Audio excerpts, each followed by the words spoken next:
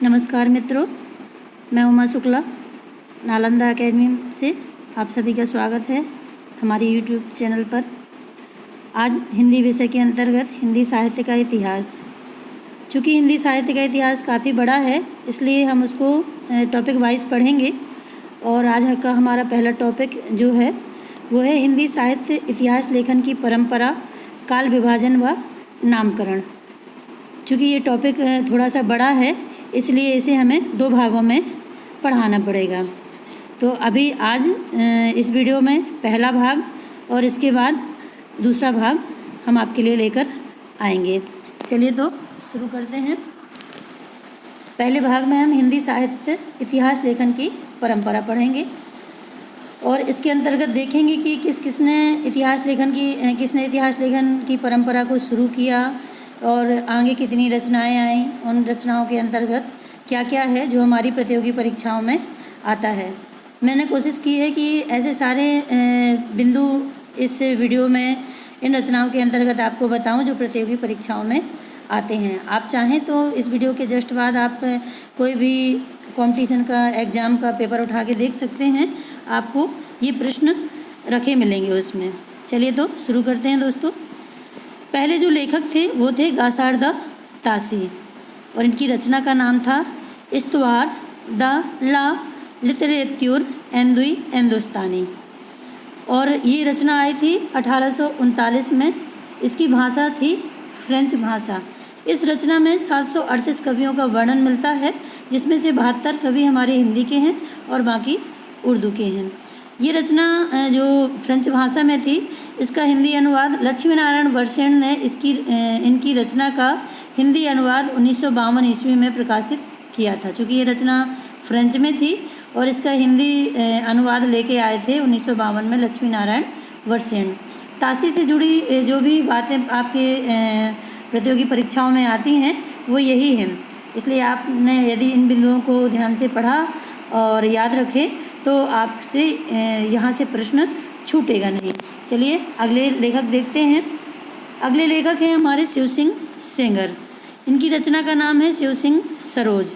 ये रचना आई थी आपकी 1883 ईस्वी में और इसकी भाषा थी हिंदी। इस रचना में 838 कवियों का वर्णन मिलता है और पुष्य दत्त को प्रथम कवि माना गया है, यानी शिव सिंह सेंगर ने पुष्य दत्त को प्रथम कवि स्वीकार किया है। अगले जो हमारे लेखक हैं वो हैं जॉर्ज अब्राहम ग्रियर्सन और इनकी रचना का नाम है the modern vernacular literature of Hindustan. ठीक है, और ये रचना आई थी आपकी 1888 में, जिसकी भाषा क्या थी? अंग्रेजी। ठीक है, पहली रचना जो थी तासी की, उसकी भाषा थी फ्रेंच। जो शिव सिंह सेंगर की रचना थी उसकी भाषा थी हिंदी और ये जो रचना है ग्रियर्सन की, इसकी भाषा है अंग्रेजी। याद रखना है आपको। चलिए अगला पॉइंट देखते हैं इसका। सही अर्थ में हिंदी साहित्य का पहला इतिहास ग्रंथ। ठीक है, वैसे यदि प्रश्न आता है आपका कि हिंदी साहित्य का पहला इतिहास ग्रंथ कौन था, तो वो था तासी का फ्रेंच भाषा का इतिहास ग्रंथ। ठीक है, और यदि ये प्रश्न आता है कि सही अर्थ में पहला इतिहास ग्रंथ कौन था, ठीक है, वो परंपरा का पहला इतिहास ग्रंथ था। ये सही अर्थों में पहला इतिहास ग्रंथ इसको माना जाता है। अगला पॉइंट इसका, काल खंडों में विभक्त तथा प्रत्येक अध्याय काल विशेष का सूचक, इसीलिए इसको पहला इतिहास ग्रंथ कहा गया है। क्यों? क्योंकि पहली बार इस रचना में जो हिंदी साहित्य का जो इतिहास था उसको कालों में विभक्त किया गया था। लगभग 12 अध्याय इन्होंने रखे हैं, सबको काल के अनुसार निर्धारित किया गया है, इसलिए इस रचना को पहला व्यवस्थित प्रयास भी माना जाता है। अगला पॉइंट है इसका, 952 कवियों को शामिल किया। और फिर अगला पॉइंट है, भक्ति काल को हिंदी का स्वर्ण युग माना। ये ग्रियर्सन की हम सबसे बड़ी उपलब्धि मान सकते हैं कि इन्होंने हमारे भक्ति काल को, जो हिंदी साहित्य में जो भक्ति काल का युग आया था, उसको स्वर्ण युग का नाम दिया था। ये बहुत बार प्रश्न पूछा जाता है प्रतियोगी परीक्षाओं में, आप इसको ध्यान रखिए। अगला जो हमारा पॉइंट है वो है एशियाटिक सोसाइटी ऑफ बंगाल की पत्रिका के विशेषांक के रूप में 1888 में प्रकाशित हुआ। यहाँ से भी प्रश्न कई बार आ चुका है। कि किस पत्रिका के विशेषांक के रूप में आया था, तो एशियाटिक सोसाइटी ऑफ बंगाल की पत्रिका के रूप में। अगला पॉइंट, किशोरीलाल गुप्त ने इस रचना का प्रकाशन हिंदी भाषा में 1957 में किया। ठीक है, उनकी रचना का प्रकाशन लक्ष्मी नारायण वार्षेण ने किया था और इनकी रचना का प्रकाशन किशोरीलाल गुप्त ने किया था हिंदी में, क्योंकि इनकी मूल जो ग्रंथ की भाषा थी वो थी अंग्रेजी। चलिए आगे, आदिकाल को चारण काल और रीतिकाल को रीतिकाव्य नाम दिया। ये प्रश्न भी बहुत बार आ चुके हैं कि आदिकाल को चारण काल किसने कहा था और रीतिकाल को रीतिकाव्य किसने नाम दिया था। ठीक है दोस्तों, तो ग्रेजुएशन से जुड़ी जो भी महत्वपूर्ण प्रश्न बन सकते हैं उन सभी को हमने अपने पॉइंटों में रखा है, आप इनको ध्यान रखिएगा। अगले लेखक हम देख लेते हैं। अगले लेखक हैं हमारे मिश्र बंधु। अच्छा, मिश्र बंधु ये 3 भाई थे और ये तीनों अपने पर्सनल नाम से ना लिख के मिश्र बंधु के नाम से लिखते थे। ये तीनों भाई थे सुखदेव बिहारी मिश्र, गणेश बिहारी मिश्र और श्याम बिहारी मिश्र। ठीक है, ये कई बार इनके नाम पूछ लिए जाते हैं तो आप याद रखिएगा, चाहिए तो नोट कर लीजिए। इनकी रचना का नाम था मिश्र बंधु विनोद। इन्होंने इस रचना को 4 भाग में प्रकाशित किया। पहले 3 भाग जो थे वो 1913 में आए थे और जो चौथा भाग था 1934 में आया था। अपनी इस रचना में इन्होंने जो कालखंड रखे हैं वो लगभग 8 कालखंड रखे हैं। हर कालखंड को इन्होंने 2 खंडों में विभाजित किया है और फिर लास्ट के जो एक कालखंड थे उनको मिला के लगभग 8 कालखंड होते हैं। चलिए अगले हैं, इन्होंने 4591 कवियों का वर्णन किया। बहुत सारे कवि हैं और इसी कारण से इनके ग्रंथ को कवियों का व्रत या पंचांग ऐसे भी नाम दिए जाते रहे हैं, क्योंकि बहुत सारे कवियों को इन्होंने यहाँ पे अपने ग्रंथ में स्थान दिया है। अगली जो विशेषता है इनकी ग्रंथ की, इन्होंने गोरखनाथ को हिंदी का प्रथम गद्य लेखक माना है। गोरखनाथ आगे जब हम वीडियो बनाएंगे तो उसमें गोरखनाथ के बारे में हम पढ़ेंगे। तो गोरखनाथ जो नाथ संप्रदाय के प्रवर्तक थे उनको माना है इन्होंने कि वो गद्य संप्रदाय के पहले गद्य लेखक थे। अगला, आचार्य रामचंद्र शुक्ल मानते हैं, मैंने मिश्र बंधु विनोद से कवियों का परिचयात्मक विवरण लिया है। शुक्ल जी ने खुद स्वीकार किया है कि जो कवियों का परिचयात्मक विवरण जो लिया है वो मिश्र बंधु विनोद रचना से लिया है। चलिए अगली रचना। अगले जो लेखक हैं हमारे बहुत प्रसिद्ध हैं और हिंदी साहित्य में बहुत बड़ा स्थान है उनका, और वे हैं आचार्य रामचंद्र शुक्ल। इनकी रचना का नाम है हिंदी साहित्य का इतिहास, जो कि 1929 ईस्वी में आया था। इसका अगला पॉइंट देखते हैं। हिंदी शब्द सागर की भूमिका के रूप में हिंदी साहित्य का विकास नाम से प्रकाशित हुआ। अच्छा, जो ये रचना है हिंदी साहित्य का इतिहास, ये पहले जो ये नागरी प्रचारणी सभा काशी जो अभी आपने नाम सुना होगा कभी, तो वहाँ से जो हिंदी शब्द सागर की भूमिका के रूप में हिंदी साहित्य का विकास नाम से पहले प्रकाशित हुआ था। बाद में उसका नाम हिंदी साहित्य का इतिहास कर दिया गया। अगला है प्रथम सुव्यवस्थित इतिहास। जी हाँ, क्योंकि जो रचनाएं लिखी गई थी शुक्ल जी से पहले उसमें कहीं ना कहीं कोई ना कोई कमी रही, क्योंकि जो ताशी के द्वारा लिखा गया था तो प्रथम प्रयास मात्र था और शिव सिंह सेंगर के द्वारा भी व्यवस्था उसमें पूरी तरीके से साहित्य को व्यवस्थित नहीं किया गया था। ग्रियर्सन ने प्रयास किया था व्यवस्थित करने का, लेकिन उतना सटीक नहीं आता है जितना कि आचार्य रामचंद्र शुक्ल का आता है, इसलिए इसको प्रथम सुव्यवस्थित इतिहास माना जाता है। अगला, साहित्य के 900 वर्षों के इतिहास को 4 कालों में बांटा। आचार्य शुक्ल का जो इतिहास है हिंदी साहित्य का इतिहास, इसमें इन्होंने लगभग साहित्य के इतिहास को 900 वर्षों का स्वीकार किया है और उन 900 वर्षों को 4 कालों में विभाजित किया है।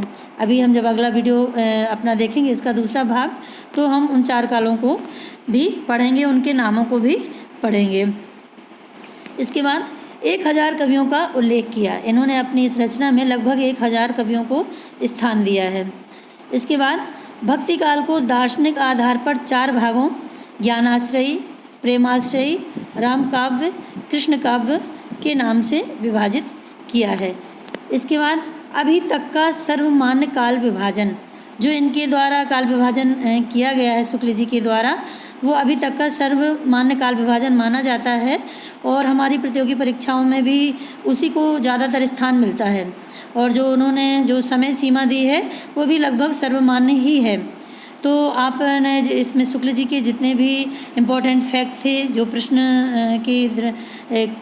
प्रतियोगी प्रश्नों की दृष्टि से, वो सभी रखे हैं और आप इनको बहुत ध्यान से पढ़िएगा ताकि आपके परीक्षाओं में इससे यहाँ से प्रश्न ना कटें।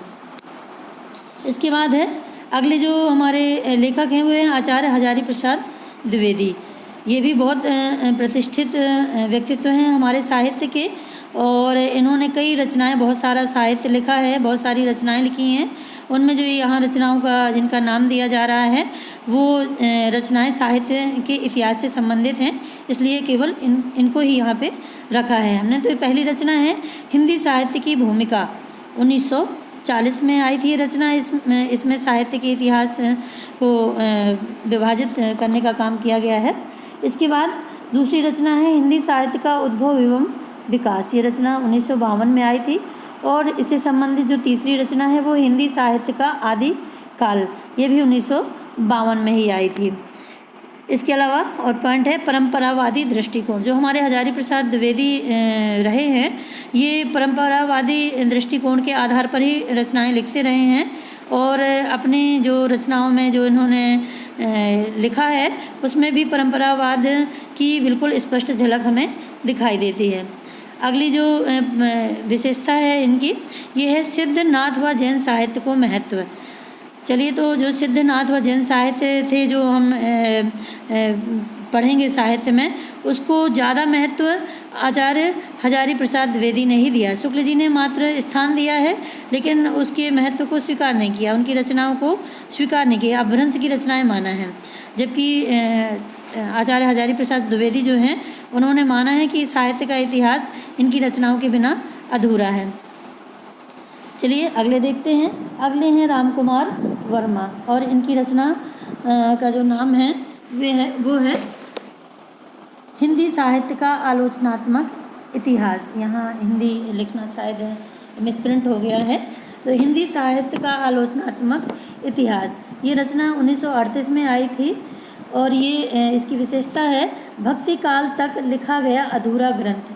जो ये रचना है ये पूरी नहीं है क्योंकि ये रचना भक्ति काल तक ही लिखी गई है, लेकिन ये रचना विशेष इसलिए हो जाती है क्योंकि इस रचना में कुछ महत्वपूर्ण जो विभाजन है वो आते हैं, इसलिए इस रचना को यहाँ पे स्थान दिया गया है।